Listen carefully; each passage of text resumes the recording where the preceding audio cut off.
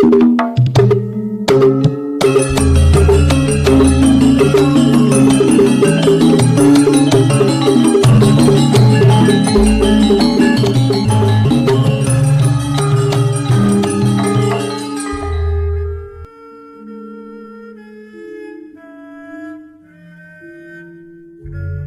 Ibu, para kadang kinasih, simbah-simbah lan adik-adik, para rama, suster, bruder berkah dalem Gusti. Sugeng rawuh wonten ing PDSK channel menika. Kados pundi kabar panjenengan? Mugi-mugi bagas kasarasan kesehatan kawilujengan tansah mengku kula panjenengan sami anggenipun nglampahi gesang ing dinten menika. Lan mugi-mugi lumantar panglimbang basa Jawi waosan Injil kula panjenengan sansaya saged gayuh iman kapitadosan ingkang leres lan mantep. Langkung-langkung anggenipun kula panjenengan sansaya saged nyawisaken diri kanthi bingah nampi rawuh dalem Gusti. Selamat berhari Minggu. Dinten menika kula panjenengan mlebet ing Minggu Advent ingkang sepisan taun liturgi A. Mila kula ngaturaken selamat tahun baru liturgi tumraping kula panjenengan umat Katolik.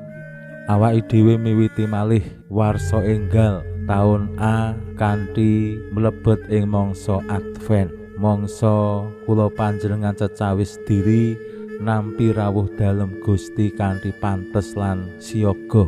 Mila waosan-waosan ing dinten menika nggih ngajak kula panjenengan sami dados pribadi-pribadi sing tansah melek lan siap siyaga supados menapa naminipun melek utawi tirakat utawi awas menika lak awake dhewe bisa ningali kawontenan kanthi sadar saengga yen wonten perkawis wonten kejadian awake dhewe ya siap. Benten yen kula panjenengan merem utawi sare tilem awake dhewe ora ngerti apa-apa. Mbok menawa ana banjir awake dhewe ora ngerti, ana maling awake dhewe ya ora ngerti merga apa, merem. Gusti ngersakake supados anggenipun kula panjenengan cecawis diri nampi rawuh dalem kanthi melek sewayah-wayah Gusti rawuh awake dhewe bisa langsung mapagagih. Kaya yen awake dhewe nunggu rawuhe tamu, umpamane wonten ing griya gadah segawon, nek ana tamu kan mesti segawone jegok utawa wis ana sing cecala kae dayohe wis teka. Nah terus awake dhewe langsung jenggirat, langsung gumregah mapagage. Nah menika salah setunggal gambaran kados pundi ing mangsa Advent kula panjenengan diparingi malih kesempatan saking pasamuan suci sakjroning sekawan minggu cecawis diri supados riyadi Natal ing sakmangke kula panjenengan kanthi bingah lan suka gembira nampi rawuh dalem Gusti. Pramila monggo kita pirengaken sabda dalem Gusti ing dinten menika lan kita wiwiti kanthi sembayang sawetawis. Konjo ing asma dalem Yang Rama saha Yang Putra tuwin Yang Roh Suci. Amin. Suwawi sami munjuk Gusti Yesus sabda dalem Yang Rama ingkang sampun manjalma mugi karsa ngandika dhateng kawula wonten ing asepen ing telenging manah kawula KBKO kekiyatan lan panglipur ingkang manjing ing sabda dalem kapenuwana kawula mawi ro ing kawicaksanan dalem. Mugi-mugi srana anggen kawula maos lan mirengaken sabda dalem kawula sansaya nunggil ing sampeyan dalem. Amin. Waosan Injil kapethik saking Injil Matius bab 21 ayat 37 ngantos dumugi 51.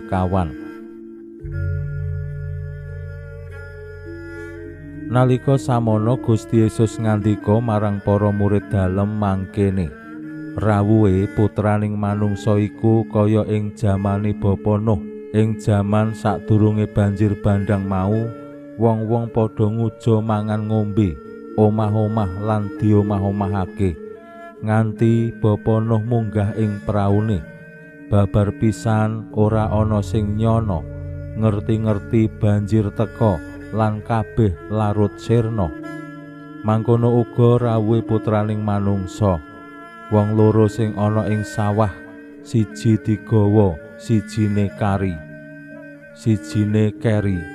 Wanita loro sing lagi nutu, siji digawa, sijine keri. Mula disiyaga, awit durung cetha kapan rawuh dalem. Elinga, saumpama sing duwe omah ngerti wayah apa tekane si maling, mesti bakal melek lan ora rila omahe dibabah. Samono uga disiyaga, awit rawuhe putraning manungsa ora kena kanyana-nyana. Makaten sabda dalem Gusti. Suwawi sami munjuk, Gusti kawula munjuk sembah nuwun karana sabda dalem dadosa obor ingkang madangi margining gesang kawula. Katuntuna kawula sageta sabda dalem menika numusi manah ngantos tansah ngrembaka kangge nggayuh gesang ing suwarga. Amin. Bapak Ibu para kadang kinasih, simbah-simbah lan adik-adik, Gusti Yesus paring pangandikan dumateng para murid kados pundi anggenipun cecawis nampi rawuh dalem putraning manungsa.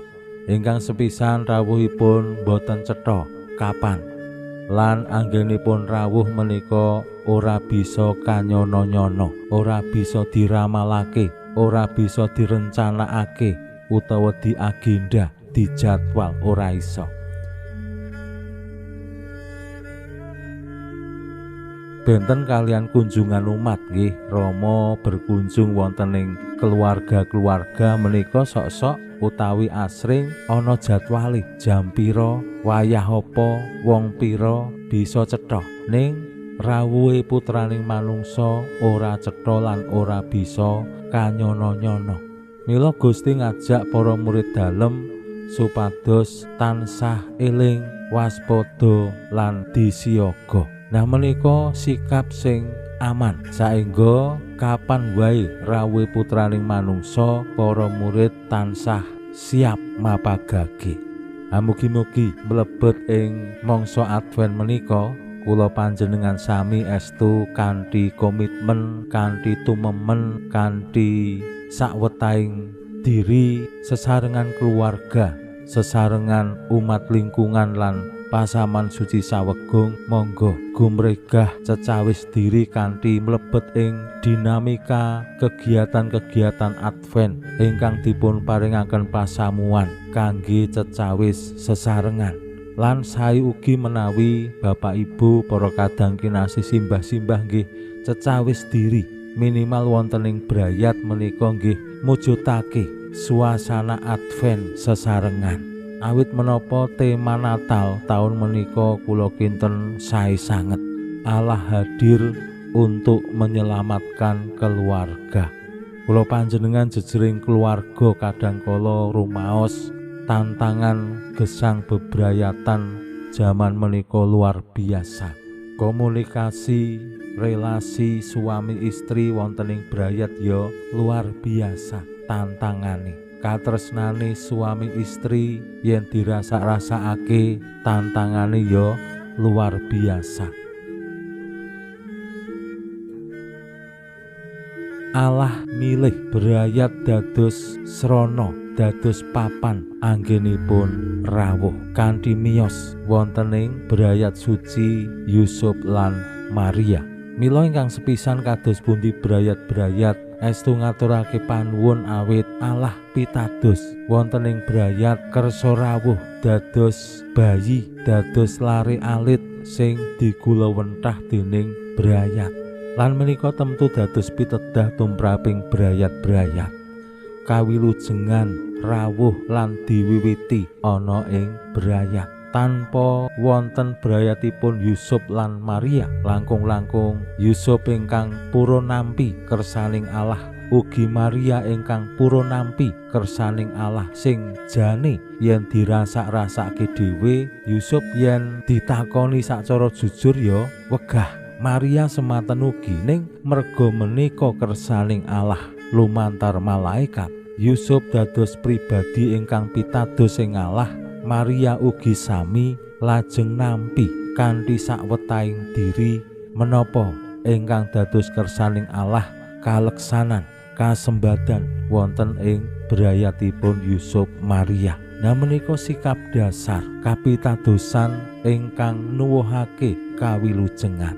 Mugi-mugi brayat panjenengan sami lumantar mangsa Advent menika estu saged sesarengan ngudi cecawis nampi rawuh dalem Gusti, mboten sacara pribadi, pancen penting sacara pribadi ning ya sacara sesarengan ing brayat, umpamane sak brayat rawuh wonten ing pepanggihan sarasean Advent, sak brayat rawuh derek misa bareng-bareng saben minggu Advent, sak brayat rawuh rikala wonten jadwal pengakuan utawi sakramen tobat, sak brayat raketung mbuh kuwi esuk utawa awan utawa sore bengi dahar sareng-sareng sembayang bareng-bareng kanthi damel korona Advent lajeng diurupke liline saben-saben arep dahar sareng. Menika dados wujud bangun suasana Advent lan ing sakmangkih swasana Natal. Pas Natal ya sak omah tukar menukar kado utawa ya foto bareng neng gua Natal. Mugi-mugi kanthi menika kabingahan Natal sakmangkih estu adamel brayat-brayat manggih kabegjan nderek Gusti penuh kawilujengan. Pinuji Allah sakmenika sarta ing salami-laminipun. Salam sehat, salam bahagia, salam katentreman. Lan mugi-mugi lumantar panglimbang dinten menika kula panjenengan tansah jinangkung ing berkah dalem Gusti ingkang Maha Kuwasa, Hyang Rama saha Hyang Putra tuwin Hyang Roh Suci. Amin.